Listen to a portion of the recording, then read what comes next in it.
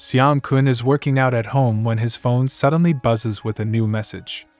He checks it out, and wouldn't you believe it, it's a video from Officer Chen saying he's gone viral again. They're calling him an internet sensation now. Xiang Kun doesn't know whether to laugh or cry at Officer Chen's teasing. So, he just sighs and says, "This is illegal, you know. It's insulting, infringing on my rights, defaming, and violating my portrait rights." Now Officer Chen, being a good sport, says, "Well, this isn't something our criminal investigation team handles. You can consult a lawyer, or I can introduce you to one of our cyber police colleagues." Then he adds, "Oh, by the way, you didn't secretly investigate that consulting firm case, did you?" Of course, Xiang Kun denies it, saying he just heard about it from a friend and felt something was off. Officer Chen explains that all the suspects in the case have been apprehended, and the evidence is solid. Interrogations have been easier than expected since one of the main culprits turned himself in after having a nightmare. Xiang Kun, feeling a bit guilty, thinks, "Could they suspect me because of my psychic powers?" He starts asking about this nightmare that scared the guy into turning himself in, and how it relates to him. Officer Chen jokes that it reminds him of the time Xiang Kun scared a guy into calling the police. He then playfully adds that Xiang Kun seems to be connected to all sorts of cases. If he were the protagonist of a TV show, it'd be a detective thriller for sure. Relieved that Officer Chen isn't suspicious of him, Xiang Kun still wants to find out about the progress of the police investigation without putting himself at risk. He wants to know if they suspect Guo Tianxiang and their official stance on it. He also wonders if they've discovered Guo Tianxiang's whereabouts or have any suspicions about himself.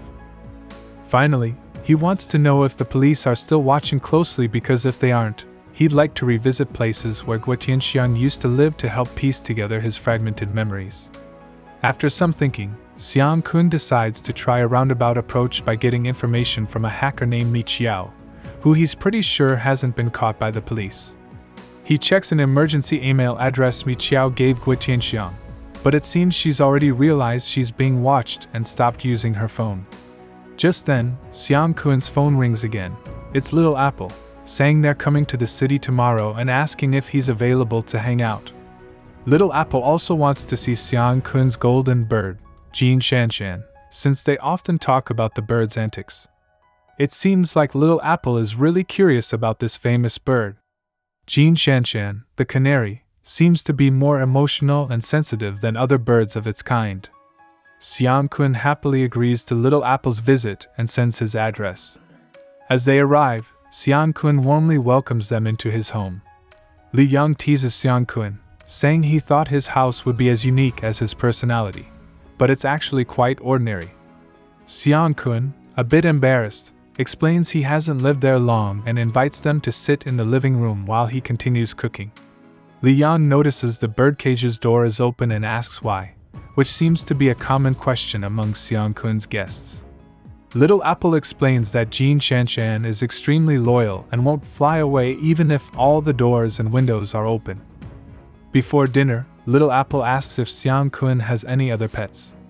He seriously replies that he has a rabbit named Billy, a chubby little guy, but warns her not to get too attached because he's raising it for food.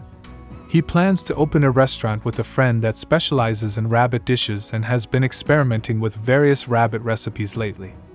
Li Yang and Little Apple both enjoy the delicious rabbit dish and praise Xiang Kun's cooking skills. After dinner, Little Apple wants to take Jin Shanshan for a walk outside. Xiang Kun agrees but reminds her to be careful. As Little Apple leaves with the bird, Li Yang and Xiang Kun chat. Li Yang shares that Little Apple's mother passed away when she was young and that she was born completely blind, not losing her sight later in life. Experts can't pinpoint the exact cause of her blindness, and with current technology, there's no chance of restoring her vision. Xiang Kun can't help but feel sympathy for Little Apple, a child who loves nature and birds, yet is destined to never see the very things she loves. It's a heartbreaking thought. Li Yang sighs, expressing hope that one day, advancements in technology and a better understanding of the human brain may lead to a cure for Little Apple's blindness. As for what I can do now, I'm just trying my best to make Little Apple happy and healthy.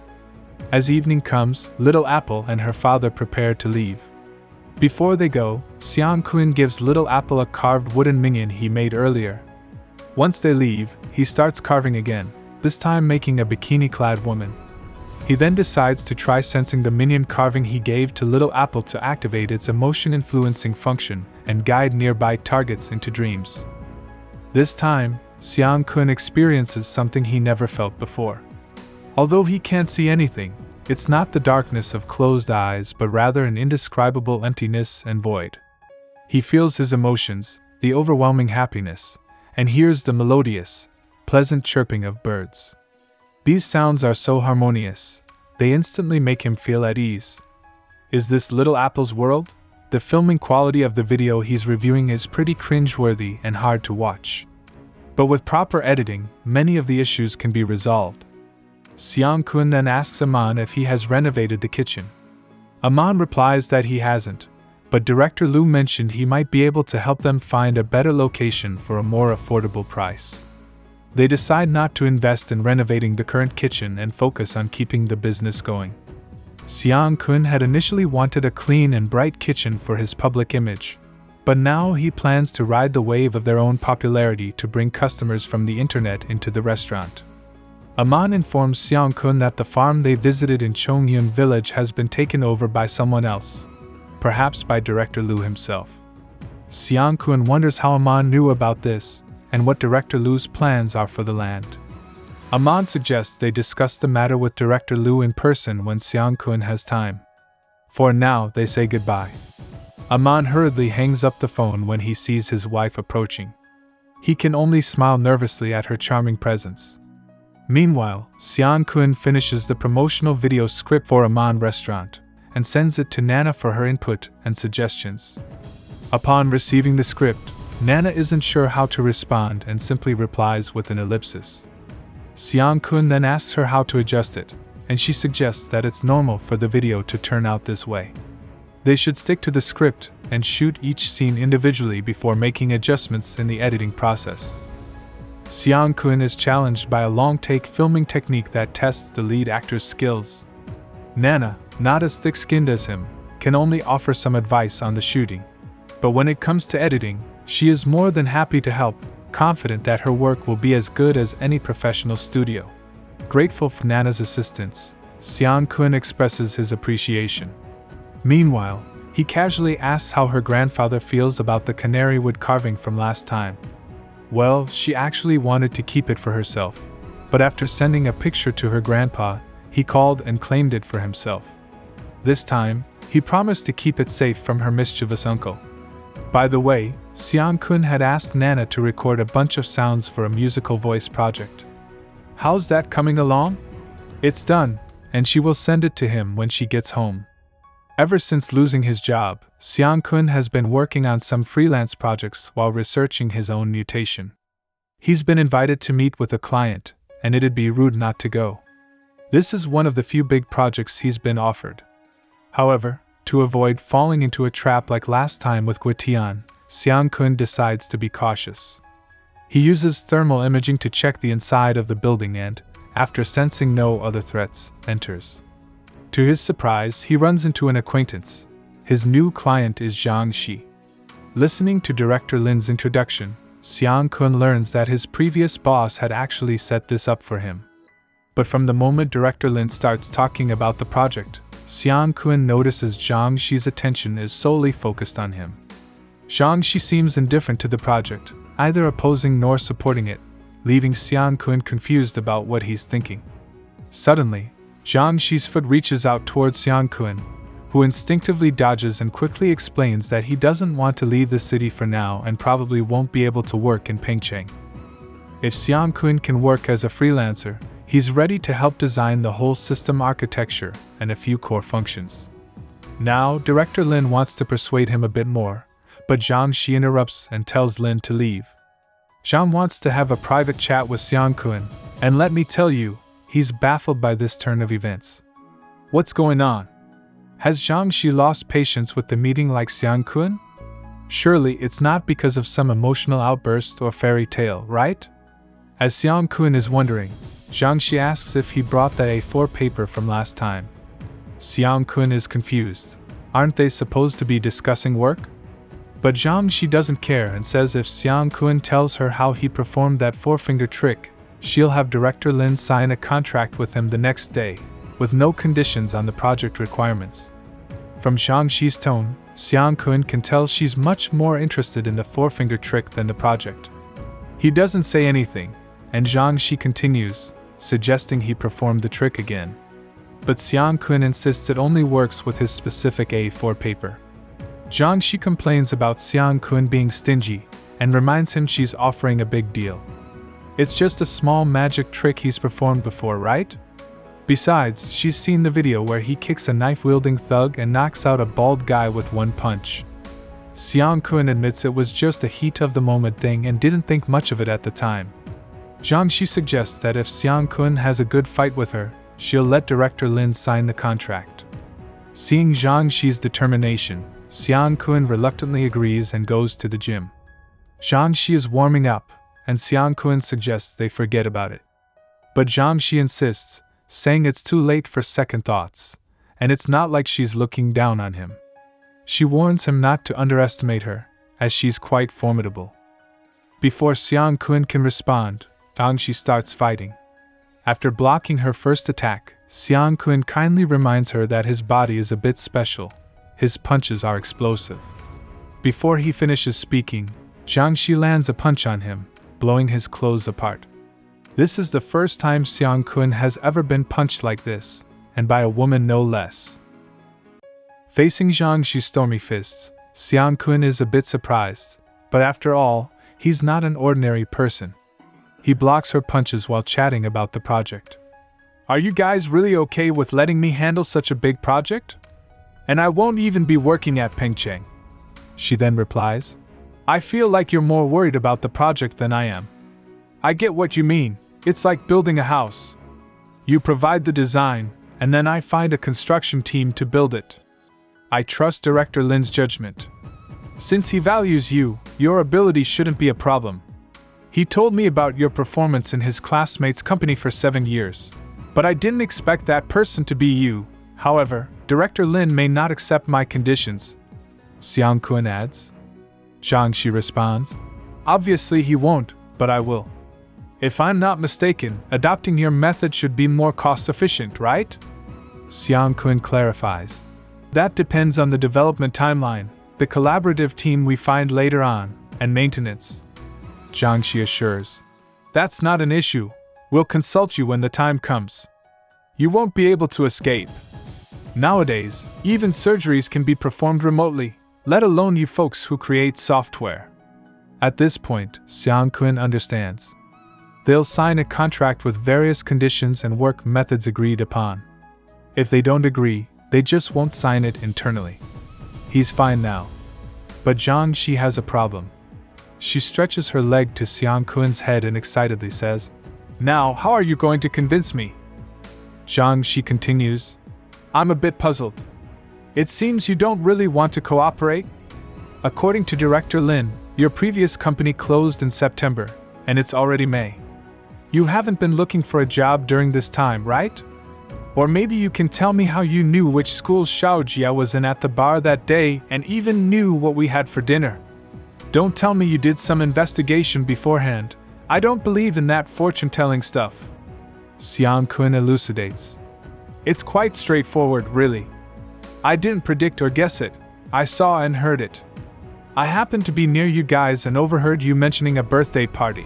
So knowing the birthday month and guessing the zodiac sign was simple.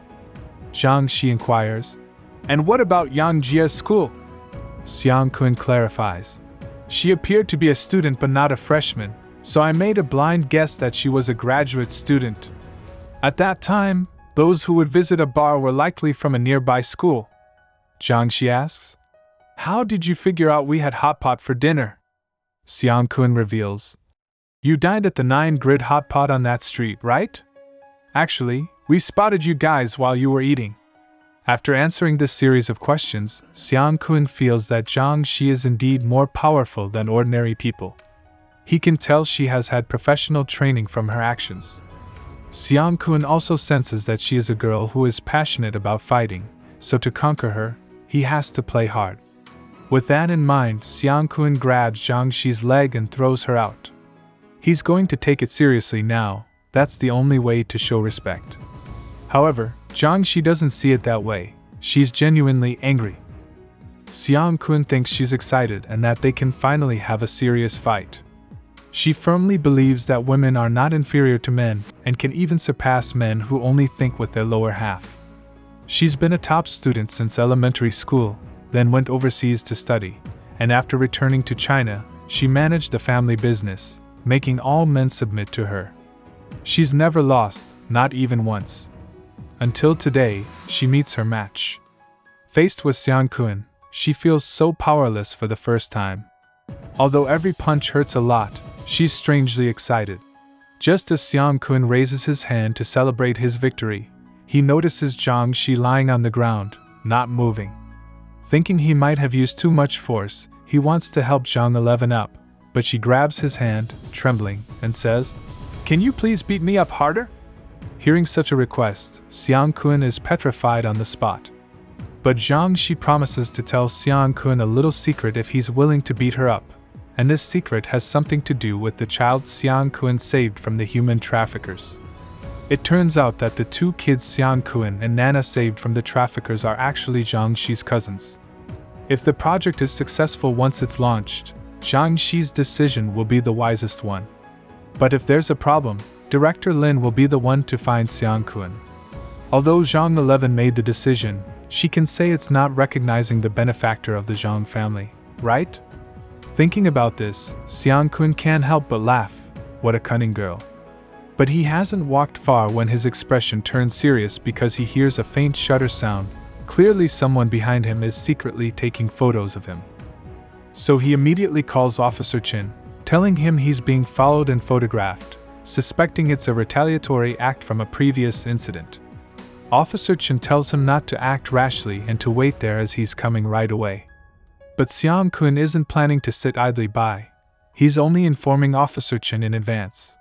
From the moment he parted ways with Zhang Xi, someone has been following and taking photos of him. It might not be related to the previous incidents, but it could be related to Zhang Xi. He decides to handle it himself first. Surprisingly, the guy refuses to admit it and arrogantly says he learned boxing from the Boxing King by Mao Dong. Hearing that he's Bai's disciple, Xiang Kun decides to go easy on him and use just one finger. With a casual flick, Xiang Kun tears the guy's clothes clean off and catches the falling phone, questioning who his boss is. Unexpectedly, the guy is still stubborn. This time, Xiang Kun doesn't bother with him, sits down, and starts checking the content of the phone. Sure enough, the photos are all of him and Zhang Xi. At least, he can rule out it's Zhang Xi investigating him, or maybe it's not targeted at him but at Zhang Xi. With that thought, Xiang Kun's tense mood relaxes a bit. Seeing the guy running away, he doesn't rush to chase after him, thinking, where can he really run to? If he remembers correctly, peeping and secretly photographing others' privacy seems to violate public security management regulations. Logically speaking, there are photos of Zhang Xi too. If the main target is Zhang Xi, then she might be in trouble. But this has nothing to do with Xiang Kun, and he doesn't want to get involved. However, as Xiang Kun chases the guy, he sees him jumping over a car, and when Xiang Kun catches up, he finds out the car belongs to Yang Jin. Xiang Kun can't stop in time, and he accidentally bumps into Yang Jin, who's reviling the guy.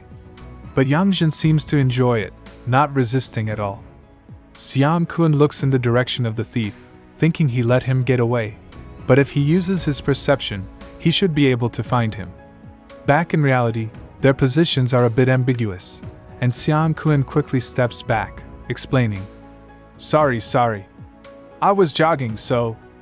Yang Jin clearly doesn't believe him, asking who jogs in this alley at night. He suggests it's some sort of obstacle running, and then he asks what she's doing there so late.